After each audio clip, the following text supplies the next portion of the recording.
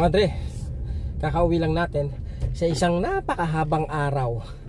Pambihira. Grabe, ang daming pagod ngayon mga Dre, no? Para kaming para kaming movers ngayon mga Dre, no? Kasi naghakot sila galing nung ganito yung sistema rito sa school mga Dre, no? Kumbaga may mga event silang pinupuntahan na nasa labas ng nasa labas ng school mga Dre, no? At yung isa nga is malayo dito sa amin mga Dre. Ang sistema nun is nagdala sila ng mga gamit galing sa school, mga props na kung ano-ano para sa concert. So umarkila ng isang truck, tapos ng U-Haul mga Dre, no? Pagkatapos yun dinala nila ron. Tapos kami yung nagload ng mga maraming props na yon sa truck mga Dre, no? So kanina pinick up nila. Ang ginawa namin kanina is in-unload namin, binalik namin sa pinagkuhanan namin sa third floor mga Dre. Pagtapos nun may mga box kaming ng libro na dinala sa elementary school. Pagdating sa elementary school may pinick up naman kami ng mga sabon, ng mga box din. Tapos dinala naman namin sa high school. Yung ganun mga Dre, no? So para kaming movers basically. At dito sa school mga Dre, no, kumbaga sabi ko dati parang madali lang mga Dre, no? Kasi nga maliit lang yung school kung tutuusin mga Dre, no? Konti lang yung mga repair na pwede mong gawin. At most of the time nga is hindi ka naman pwedeng mag-repair during ng may klase mga Dre, no? Yung ganun. So sabi ko madali lang mga Dre, no? At oo, madali lang talaga. Kaya lang may pagkakataon mga Dre, no, na katulad nga niyan may mga events na tinatawag na kung saan let's say may meeting yung mga parents. Ang gagawin namin yan is magsi-set up kami mga Dre, no? Halimbawa katulad kanina mga Dre, no, breakfast meeting 8:30 hanggang 9:30. So nag-set up kami ng dalawang table, tapos naglagay kami ng mga kapihan doon, ng mga tsaa, ng tinapay, ng mga prutas. So madami kaming nilagay mga Dre, no? Ang sistema nung pagtapos nun, kailangan mong bilisan yung pagliligpit nun. Kasi nga gagamitin yung lugar kung saan sila nag-meeting mga Dre, no? Kadalasan ganun yung yung sistema. So parang lagi kang naghahabol sa oras mga Dre, no? Kasi nga pagtapos gamitin nung isang event, yung isang place, dapat magligpit ka na kasi gagamitin na uli yun sa klase. May ganung pagkakataon mga Dre, no? So pag sobrang busy sa school, talagang busy. Katulad kanina mga Dre, no? Tapos sabi pa nila is etong darating na June mas magiging busy kasi nga graduation mga Dre, no? Papalapit yung graduation, mas madaming event na mangyayari sa school. Merong minsan mga Dre, no, kumbaga nag-overlap yung event. Merong kang gagawin sa theater, si-set up mo yun, tapos may gagawin ka dun sa gym, si-set up mo rin. Yung pag-set up mga Dre, let's say maglalagay ka ng 10 table, tapos 60 chairs, yung gano'n, si-set up mo. Tapos ng mga Dre, liligpit mo rin yun.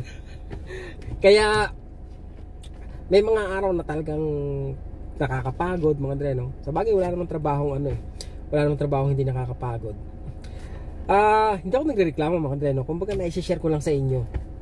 Basically custodian kala ko dati purely maintenance ka mga Dre, no? Pero hindi pala pag nasa school ka na custodian ka mga Dre, no? Kasi yun nga, may mga pagkakataon na ikaw yung nagsiset-up ng events. Ang tawag sa department namin mga Dre, no, BNG, Building and Ground. So pag may mga events at kailangan ng setup, kami yung nagpo-provide. Let's say sasabihin nila na para sa event na to kailangan namin ng 10 lamesa at 100 upuan. Yun, kami yung magsi-setup noon mga Dre, no? Let's say ang location is sa gym, dadali namin yung 10 table sa gym at 100 upuan. Tapos aayusin namin base sa diagram na gusto nila mga Dre, no? Sa setup na gusto nila. Yung ganun mga Dre, no? Basically pag gusto dyan ka pala is yun yung talagang all around mga Dre, no? As in. Pero okay naman kasi nga mas maganda. Sabi ko nga mga Dre, no, mas busy ako, mas gusto ko kasi nga mabilis yung oras. Yun nga lang minsan pag sobrang busy ka, sobrang dami mong ginagawa, syempre busy ka nga pero nakakapagod din mga Dre, no? Kanina nga natatawa ako mga Dre, no? Kasi hindi ako nag-breakfast ng maganda-ganda, ang dami kong ginagawa mga Dre, no? Walastik, nagtatrabaho ako parang nangangatog yung tuhod ko sa gutom. Kasi hindi ako kumain ng kanin. Pambihira ka akong yan, no? Pero mga Dre, no? Yun nga, laging may natututunan araw-araw at nakakatuwa pag ganun, di ba? Kumbaga, every opportunity mga Dre, no, na may matututunan ako, kumbaga, pabor sa akin yun. Kasi nga, magagamit ko rin yan sa ibang pagkakataon mga Dre, no? Kahit sa trabaho. Saan na ba ako? Yun. Nabanggit ko na ba mga Dre, papunta ako sa isang apartment. Yung parts na binili ko kahapon, ilalagay ko na ngayon. Kung ilan lang yung matapos ko mga Dre, no? Kung makakapag-silicone ako, magsisilicone ako. Pero kung hindi, all set, let's go. Is yung muna, yung sa toilet. In 400 meters, turn right on Boulevard Edouard Montpetit. Masaya sa school mga Dre, no? Yun nga lang, talagang may pagkakataon na talagang nakakapagod, sobrang busy. Pero okay din mga Dre, no? Kumbaga, mas prepare ko na sa mga Dre, no? Mas prepare ko yung nandito ako sa sa school kaysa sa plaza. Sa plaza mga Dre, medyo kahit malaki yung facility, is maluwag ako doon mga Dre, no? Kasi doon hawak ko yung oras ko walang nagmamadali doon mga Dre, no? Sa school, kumbaga lahat may mga Dre, no? Kumbaga may particular na oras. Let's say yung event mga Dre na gagawin is 8 to 9:30. So bago mag 8 dapat nakaset up ka na mga Dre, no? Nandun na yung upuan, nandun na yung lamesa, nandun na yung pagkain, nandun na yung kung kailangan nila ng kape o tsaa, nandun na lahat dapat mga Dre, no? Pagdating ng 9:30, liligpitin mo na yun kasi may gagamit na uli mga Dre, no? Yun, talagang may sinusundang time. Sa plaza mga Dre, ang style naman is tuwing umaga, kukunin ko yung trabaho ko, yung gagawin ko sa mga gwardiya kasi sila yung unang nakakakita ng problema mga Dre, no? So, okay, baradong toilet, kailangang ayusin yung pintuan, yung ganun mga Dre, no? So, kung meron akong job request na 8, pagkakasyahin ko na yung oras doon mga Dre, no? O kaya pag mas maaga akong natapos, mas pabor. What? Yun mga Dre, no? Saan ba ako? Sa plaza mga Dre, no? Mas maluwag, mas ako yung may control ng oras mga Dre, no? Ng trabaho. Walang nagmamadali sa'yo. Kung di mo matapos, pwede mong gawin bukas. Yung ganon. Dito may mga Dre, no? Kumbaga may timeline.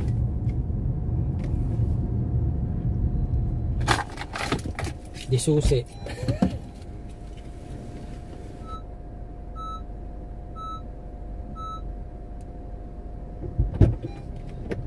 Dami pala ng ko, di ba?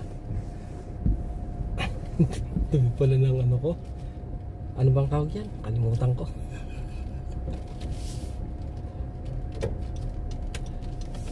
Eto mga Dre, para yan dito sa butas niya. Tapos yung isa, eto, kasi yan mga Dre, balik yung sa may flash. Tapos ano pa nga sabi, eto yung isa mga Dre, no? Yung silicone, kailangang alisin yung silicone dito sa bathtub. Yan ang ating mga gagawin ngayon mga Dre, no? 3.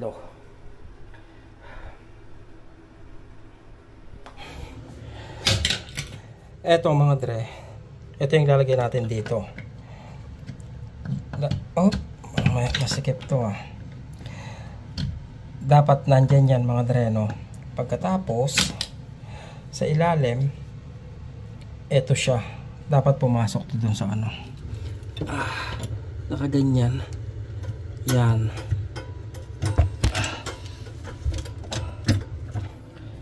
One down mga Dre, ayan. Pag hinila mo to, ayan, sasara siya para malagyan mo ngayon ng maraming tubig. Ngayon para ma-drain siya, tutulak mo siya. Yun. Dito naman tayo susunod mga Dre, no? Ito madali lang rin ito kasi basag lang to mga Dre, no? Bali, luwagan lang to, tapos sasalpak mo na yung isa. Ganun lang yan mga Dre, no?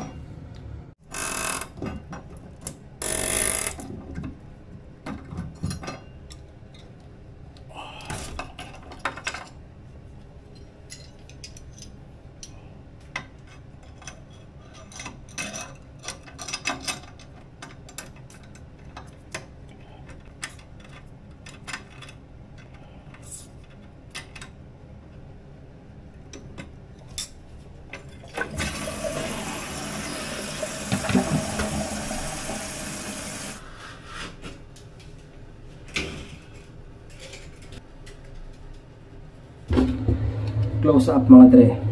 Baka sakaling ano tawag dito, baka sakali bang kayo rin maglalagay ng gusto niyo magpalit ng silicone ng inyong mga bathtub o kaya sa toilet mga dre, no? Siguraduhin niyo lang na tanggal yung mga lumang silicone talaga para kumapit ng husto yung ilalagay yung bago mga dre, no? Nalagyan ko na ng silicone to mga dre, no? Itong bathtub. Pero eto, ang bira, sino na naglagay ng silicone na ito? Ang layo Tapos eto, nakalimutan yata ipantay mga dreno. Ang bira na yan Ayan parang bata yung naglagay ng silicone.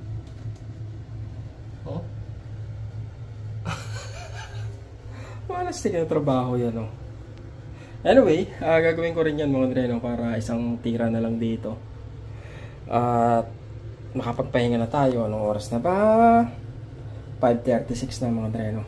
2 oras na tayo rito. Hindi, magdadalawang oras pa lang pala. Tapos na tayo mga dre. Eto, pinalitan ko na rin. Tapos yung sa taas na butas-butas. Yan pambihira Masikip, masikip, masikip. Anong oras na mga dre? 6:45.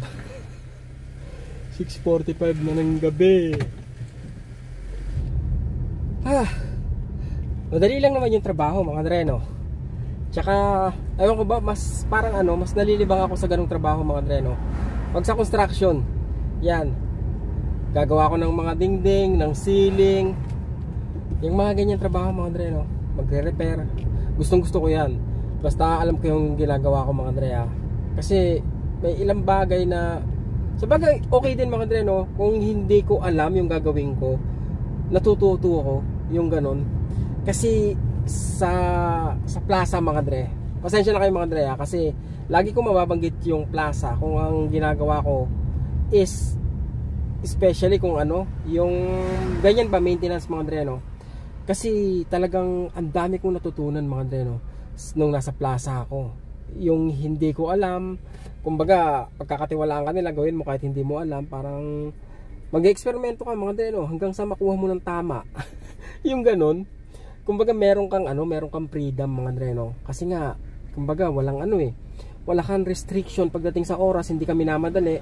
O sige, gawin mo yan kung kaya mo, diba? Parang ganon mga dre, no? Kaya nagkaroon ako ng pagkakataon na matuto at masanay dun sa ginagawa ko mga dre, no? Kaya ang laking benefits lalo ngayon kung ganyan yung part time ko mga dre, no? Kumbaga kahit papano hindi ka eksperto pero may idea ka o kaya nagawa mo na yung gagawin mo mga dre, no? Kasi yun yung mahirap yung unang pagkakataon. At saka ang kaibahan mga dre, no? Kumbaga kahit papano natuto ko dun sa mga taong marunong mga dre, no? Kaya advantage din yun kasi kung hindi mo makikita o hindi mo mapapanood yung tamang paggawa, medyo mga dre, no? Medyo mahirap din, matagal yung learning process ba. At least kung nakita mo na kung paano gawin ng tama, yun, kumbaga papraktisin mo na lang at eventually makukuha mo rin mga dre, no? Wala naman nagsimula na magaling agad diba mga dre? Nga pala yun, ganda ng natin, no? Ng kapaligiran natin, no? 25 degrees Celsius mga dre, alas 7 na ng yan, 6:48 pa lang pala, 6:48 ng gabi. Gutom na, Tom Jones na ako mga dre, no? Wala akong kain ng kanin pambihira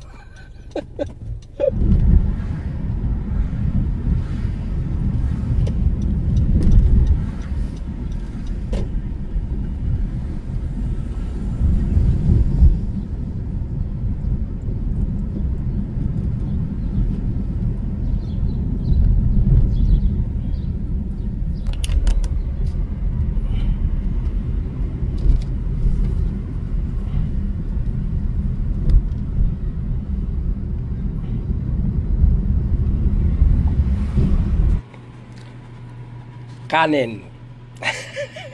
Ayan na lang yung kanin ko mga Dre, no? Nagbabawas ako ng kanin eh. Pero sa ulam hindi ako nagtitipid mga Dre. Ito bigay. Ito yung baong ko. Pero kakainin ko na lahat yan mga Dre, no? Ang dami kong gutom ngayon eh. Kasi nga mga Dre, sa ano kami nagtatrabaho eh, sa labas, no? Nakakapanghina. Grabing init ngayon mga Dre, no? Yun ang isang bagay dito. Pag uminit, talaga namang mainit mga Dre, no? Pag malamig, talaga namang malamig din. Sinanglaw pala to mga Dre, no? Harap.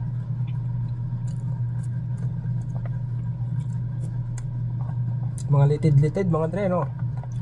Maganda raw yan eh, kasi ano bang tawag dyan? Yung pampabata, collagen mga Dre, no? Yun daw yan eh. Ay mga Dre, shoutout sa inyo ha. Hanep bahay, sabi niya, we miss you Jonathan. O nga mga Dre, no? Nung 2 beses ko na lang siya nakausap nun eh, tsaka medyo malungkot na nga yung usapan namin mga Dre, no? Kasi imagine 9 years siya doon mga Dre, no? Tapos matatanggal ka sa trabaho, di ba? So nakakalungkot talaga. Ewan ko lang kung may nakuha siya mga Dre, no? Kung may nakuha siyang separation, kasi usually rito wala mga Dre, no? Kaya nakakalungkot dito. Pag natanggal ka sa trabaho, wala kang makukuha. Tapos sabi ni user JN Joe6, bakit di ka masaya kasama mo pamilya mo dyan? Yun lang, puro trabaho, part-time, ala na oras pamilya. Di na nga nag-celebrate ng Mother's Day, saka puro pera na lang usapan mo. Puro pera na lang usapan mo? Hindi naman mga Dre. Paano puro pera na lang? Siguro nga puro pera na lang.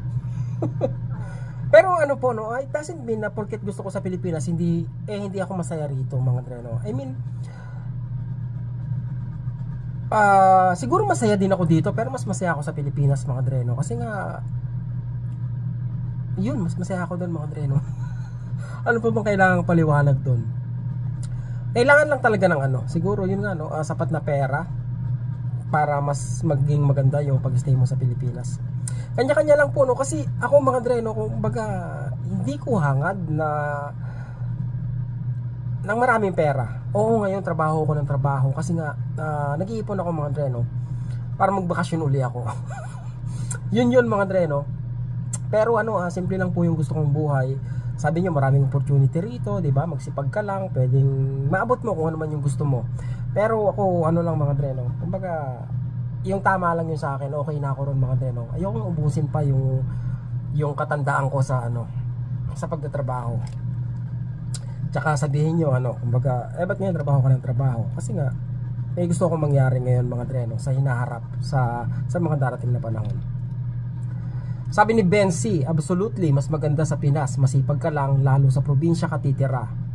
It's me Ben C of Toronto, Canada.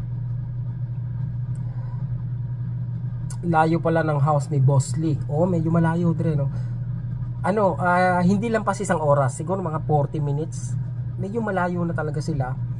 At sa layo na yun mga Dre, no, nakausap ko yung kasama ko rito sa trabaho, si Rob, may kapatid siya ron. Akala ko dahil malayo yun, mura yung mga property.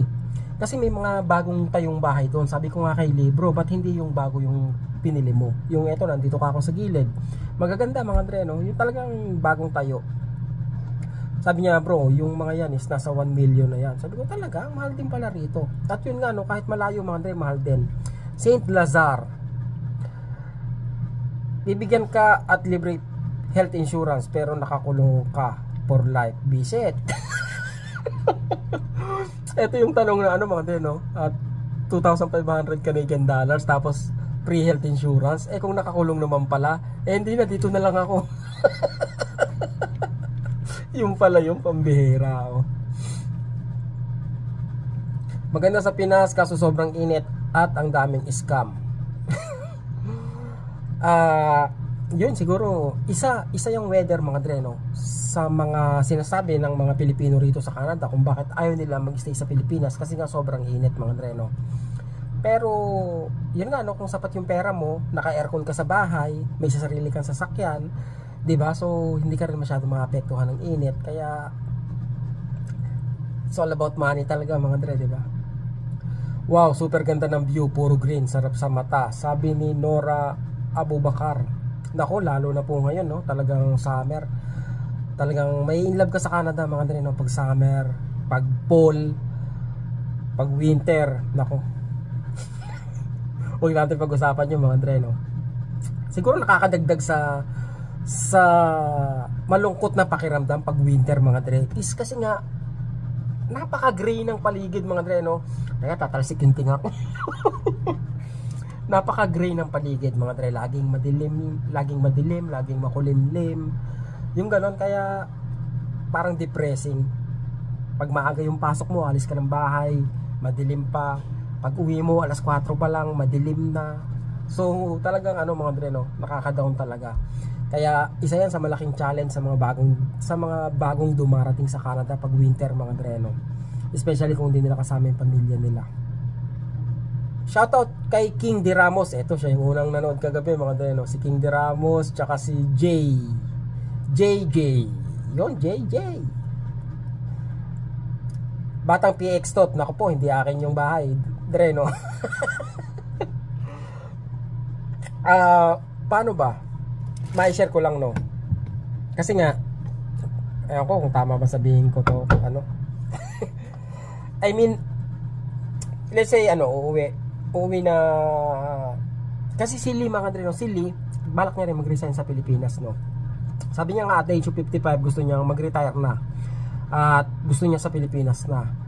50 na siya mga dre, no? So ba't bumili ka pa ng bahay, di ba? 50 ka na, so 5 years na lang. Ba't bumili ka pa ng bahay, di ba? Kumbaga, yun nga mga dre, no? Yung appreciation ng bahay mga dre, no?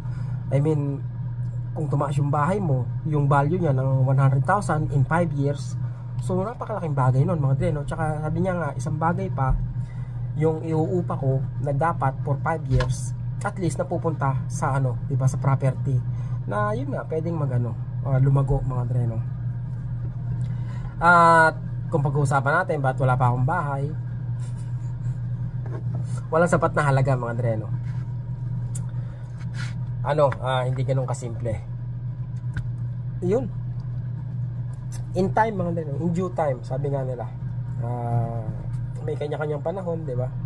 Hindi naman pwedeng madaliin mo. Hindi porket meron si Pedro gusto mo na rin magkaroon ka agad, di ba? Kumbaga may kanya-kanya tayong pace mga dre, no? At yun, kung ano yung gusto mo mangyari sa buhay mo. Tsaka huwag ka lang mainggit mga dre, no? Sa kung ano mang meron yung kapwa-tao mo, kasi magkaiba kayo ng sitwasyon eh, di ba? Si Lee, ano po yan? Ano bang tawag dito mga dre? Software engineer mga dre, no? At yun nga, no, kumbaga may kanya-kanyang panahon mga dre, no, na darating yung para sa'yo.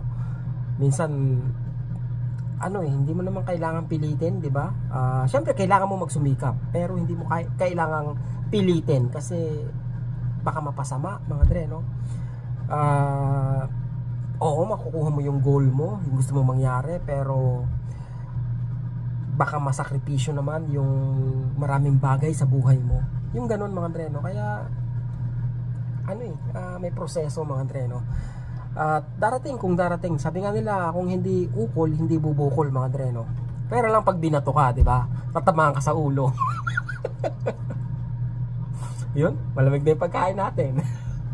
Ciao mga dre.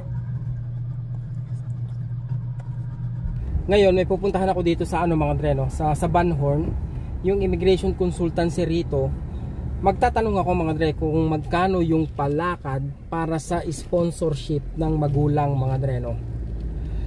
Malaman ko lang ba kung magkano para kung sakali may idea ako mga dre, no? Kasi si Ermat hindi naman marunong masyado sa hindi naman talaga marunong sa computer mga dre, no? Kaya kung sakaling magpi-fill up ba nung tungkol sa application papunta rito sa Canada, malaman mga dre, no, kung uubra na ilapit ko na lang sa sa agency kesa siya yung gumawa. Kung kaya mga dre yung bayad. May tinawagan ako kanina, ang singil niya is 1,000 mga dre, no? 1,000 Canadian dollars. i-apply niya lang yung ano, si Ermat. Grabe. Kaya tatanong ko rito, sa ano mismo mga dre, no? May immigration lawyer dito na Pilipina Tatanong ko, baka mas mahal sila, di doon na lang mga dre, no? Hindi, joke lang mga dre, no? Kung mas mahal sila, di pe-persen ko na si Ermat na ano. Matuto na mag-apply sa sarili niya.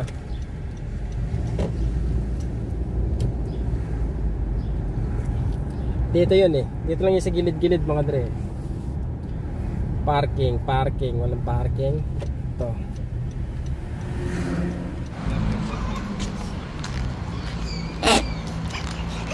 Natawa ako mga dre. Kasi puto lang yung afford ko mga dre, no? Pambira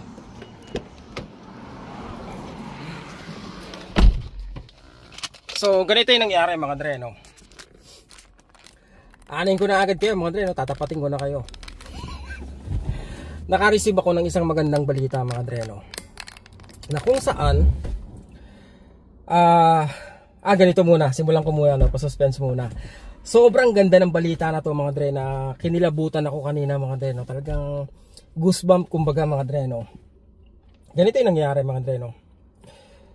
Kumakain ako kanina nung dumating yung email sa akin galing sa gobyerno ng Canada mga dre, no? Way back 2020 mga dre, nagkaroon ng opening para sa form. Magpipill up ka ng form sa website ng Canada. Kumbaga ano ba yun? Magpapakita ka ng intent na gusto mong isponsoran yung mga magulang mo mga dre, no? At yun nga, nung 2020 nagpill up ako sa form na yun mga dre. Sinasabi ko nga na gusto kong isponsoran yung magulang ko. At pagkatapos ng napakahabang pag-aantay mga dre, no, na kung saan wala na ako ng pag-asa, baka hindi na napili yung application ko para isponsoran yung magulang ko mga dre. Yun, nakatanggap ako ng email kanina na nagsasabi na nabunot ako mga dre, no, napili ako na ma-sponsoran yung magulang ko. Yun, para po sa hindi nakakaalam mga dre, no, yung pag-i-sponsor ng magulang ngayon dito sa Canada ay napakahirap kasi po lottery system yung sistema nila ngayon mga dre, no, na kung saan yun nga, no, out of so many applicants na gustong kunin yung mga magulang nila mga dre, no, inipo nila yung mga aplikante na yon, tapos niraffle nila kung sinong mabunot, yun lang po yung may pagkakataon na may apply yung magulang papunta sa Canada mga dre, no. Ganun po yung sistema nila ngayon. At yun nga po, no, kumbaga sa tagal ng pag-aantay ko mga dre, hindi ko naiisip na mabubunot pa yung pangalan ko. At yun nga kanina, nabigyan ako ng mga dre, no, pagkakataon at sinasabi nga na pwede ko nang ma-sponsoran yung nanay ko mga dre, no. May sponsoran bilang permanent resident dito sa Canada mga dre.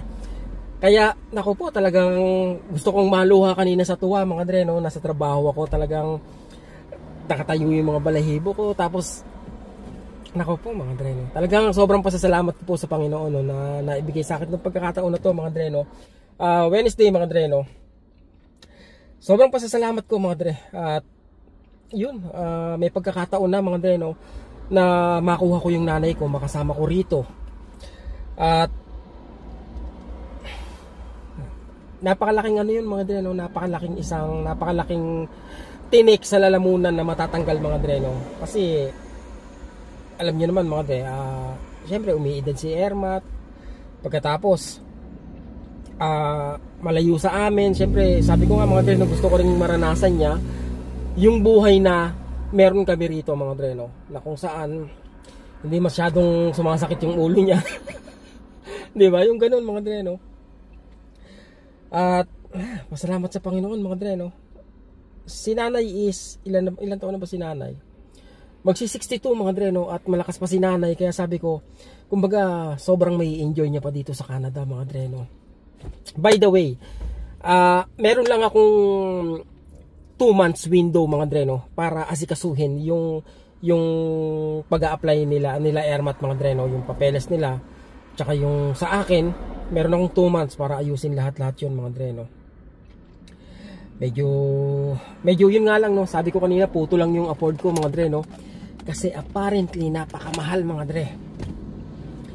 sa application nila Airmat, sa pagpasa ng application nila for PR mga dre, 1,080 kada sa Airmat, 1,080. Bukod pa ron yung ano mga dre, no, yung bayad dito sa immigration o sa maglalakad ng papel mga dre, no. Napakamahal. Thousands mga dre, no, thousands. Yun ang nabanggit sa akin kanina. Ayoko mo na i-disclose mga dre, no, pasensya na kayo. Pero kung sakali man magkaigi kami, di-disclose ko sa inyo yun mga dre, no, kung magkano. Pero thousands mga dre, thousands. At yun ang kailangan ko ngayong pag-ipunan mga dre, no. Meron akong 2 months para maayos yung papeles nila. Kung hindi naman mga dre, no, I think sila na lang yung ano, sila na yung anong tawag na ito, sila na lang yung maglalakad ng papel nila. Kasi laking pera yung kailangan mga dre, no, pag ipinasok ko sa ano, sa immigration consultant.